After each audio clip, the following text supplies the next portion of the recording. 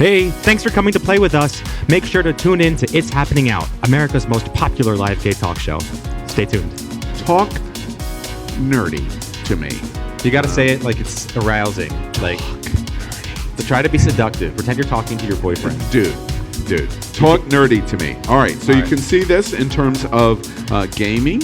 And Napoleon, I'm going to turn it over to you. You walk us through what's going on at E3. Sure thing. So yes, the segment's name is Talk Nerdy to Me. It's a play off of Talk Dirty to Me. It's anything in the nerd realm. And today we've decided to cover the big grouping of gaming and gamers. Gaming, video gaming, is actually the largest and fastest growing entertainment medium in the world. And it is reaching an exponential level of monetary gains that other fields of entertainment just have not even approached.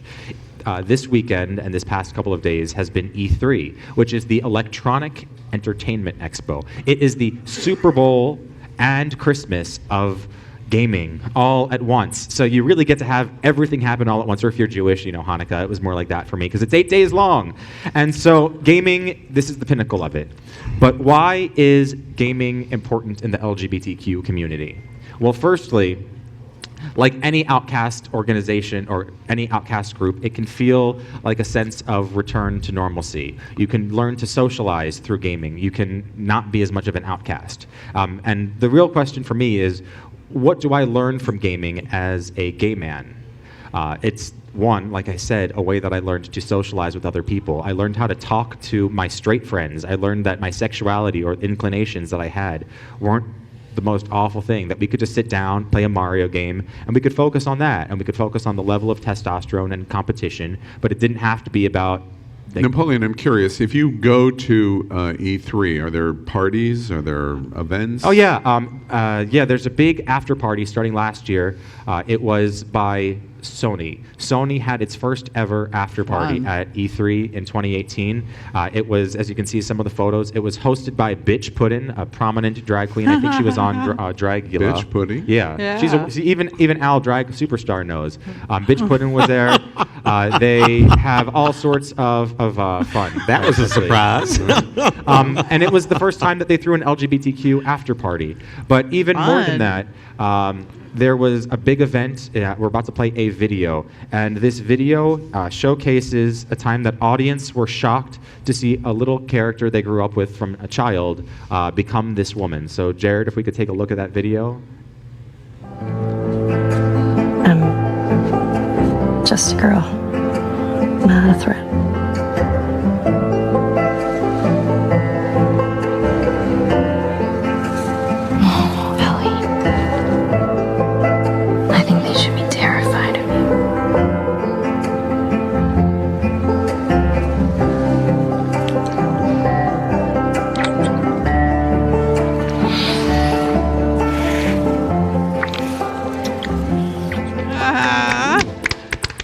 Yeah, no, they were very sexy. I'm glad that I got you with that. That was important because last year, Ellie was a character that people grew up with, and she ended up being a gay character. So many people, when they saw that game revealed last year, booed or thought that it was this wrong thing. Just at the convention, they booed. At the convention, they were booing because they didn't want... I mean, some people were cheering, sure, but there were straight people and other non-supporters that were booing because they thought, how could a character I grew up with be gay? You know, she's not just a normal person. You're making this game inaccessible to me now. And the point is that gaming is now more accessible to the LGBTQ community. Now, speaking of accessible, we're looking at a slide here about the best orgy in the row. Yeah, tell us a little about that. This is just something that I found that was a lot of fun. I always look for an orgy of people that could make me feel like I could play strip Mario. Like I answered the other week. I really play video games naked. And so I would love to have a couple hot friends if you're watching. Just come over, play. We can play Mario Party. We can play any game of your choice. I'd love to. That guy's my friend, Griff. That guy's your friend? The one in the red Mario hat. Oh my God! Set him up. From Atlanta. Hook him up with me. Napoleon, I'm curious with gay being an integral part of the gaming expansion in America. Tell us about some of the big games. I think you have something prepared. Yeah, I have something prepared for some of the big games that either just came out or that are coming out in the next little bit. So let's look at that. Let's take a look at some montage of some of the big games that are going to be coming out. Fun. So So we start off with Bayonetta 3, and even as a gay man, I find Bayonetta very sexy. I don't know how you feel, Josie, but Hey, it's a man. woman. She's a witch. She uses her hair. She has 4 guns all around her whole body. We're moving quickly, though, because we're into Assassin's Creed now. Our technical director actually loves Assassin's Creed and dressed up as him one year for Halloween. Very sexy guy, Ezio.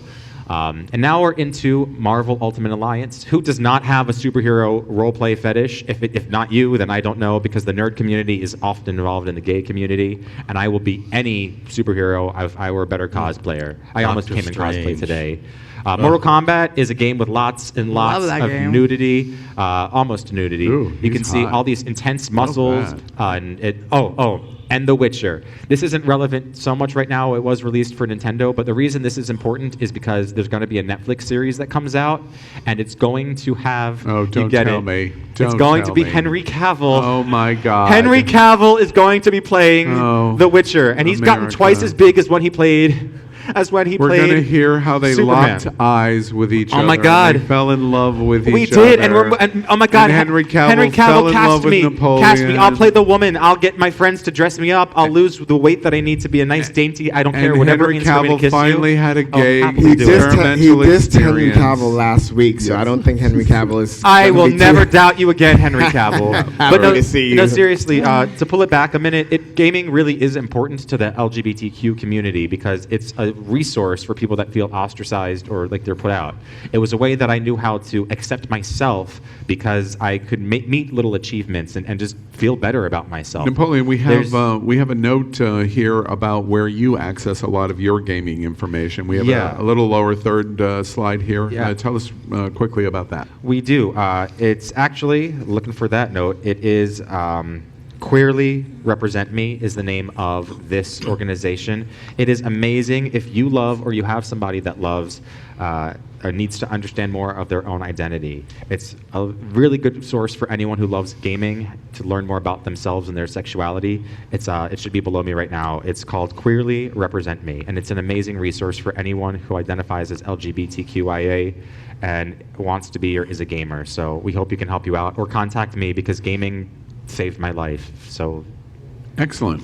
I've learned a lot about E3. I always make jokes about not even understanding the language he did, but I've read a lot this week, and it shocked me, to be honest with you, that the gaming business community is larger than movies and television combined. Yeah. It's the shocking graphics are to me. ridiculous. Also a small fact in terms of the gay community is that in the software industry, which has been my bailiwick for 40 years, 20 to 25% of the software engineers are gay. Oh, And a interesting. lot of the multiplayer games came from several groups of gay software engineers out of the New York, New Jersey area. Interesting. Thank you. Well, Well, let me Napoleon. just ask you one question really quick. If I don't know if you're going to highlight this, but maybe you can do this in your Instagram or offline but gaming systems. If someone wants to start thinking about gaming, I mean, there's so many different gaming systems out there. You should consider That's that. true. You should Follow consider for more that. information. I apologize. I've got to got push it. this on. That'll But this pride is friendly, your yeah. first implementation of Talk Nerdy to me, and it's been very interesting to us. And hopefully you guys should share this because people here didn't understand what gaming meant to the rest of the LGBTQ community.